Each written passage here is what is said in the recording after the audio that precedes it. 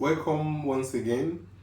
My name is Dr. Chigozuju Dodum, Senior Lecturer, Department of Tourism Studies, University of Nigeria, Soka. As I promised in the last video, we talked about theater tourism. Today we are discussing archaeological tourism, or what we call archaeotourism in abbreviation.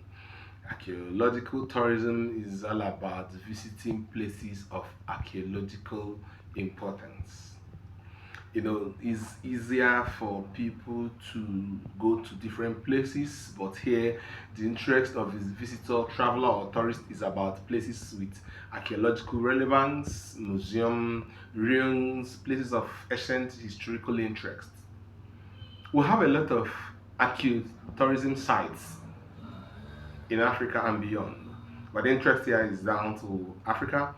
If you go to Ghana, go to South Africa, Egypt, Morocco, and the rest of it, we have a lot of archaeological sites. We have a lot of archaeological discoveries. In fact, there are stories and archaeological relics and sites where it is believed that iron smelting started in Africa. If you come to Enugu State, down to Nsukka, go to Ledger. If you go to Ledger, where you have samples of slags that are properly arranged, there are a lot of histories and dates, archaeological dates associated with that site. It might interest you to come down to the place. If you come down to Anambra, Ibuku, precisely, where we have the Ibuku bronze spot, Tostanshaw and Co carried excavation there. In fact, one of us has continued from where Tostanshaw stopped. Then we'll go to the western part of Nigeria, Iwerelu, precisely in Ondo State. Then it talk about Dafuna Kenu in the north. So a lot of archaeological sites that are of historical and archaeological ethnographic importance abound in Nigeria and beyond. If you go to Ghana, a lot of caves there, a lot of archaeological sites, scholars there are equally doing their bit to shape archaeology. So you realize that there are people who are solely motivated to go towards places of archaeological interest, either for sightseeing, for recollection, or for academic purposes.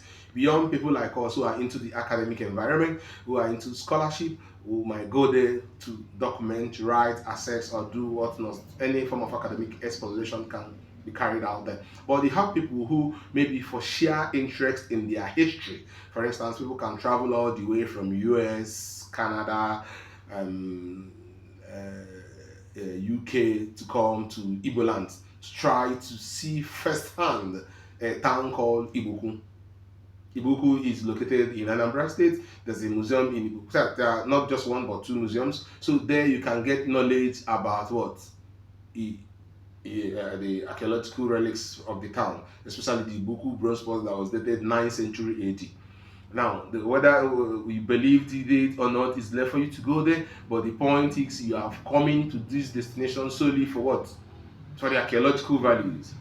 So you realize that a lot of archaeological sites in Nigeria can be harnessed for tourism purposes. But note, there are instances some archaeologists worry about safety and security of these sites when exposed to visitors, because most times visitors do tamper with archaeological relics and sites, and that's the problem, but not for this video. But our concern here is that people should start looking out for archaeological relics in the environment that can attract tourists. In fact, all archaeological relics and history is of importance to tourism. So we can say archaeotourism, trying to marry archaeology with tourism. We are going to your sites or destinations for what? To see the history, the archaeologies, the archaeological relics in your environment. So if you have any of these, please drop it on the comment section for us. We will take note. In the due time, we will get to your destination. Whether you live in Nigeria, outside Africa, please try as much as possible.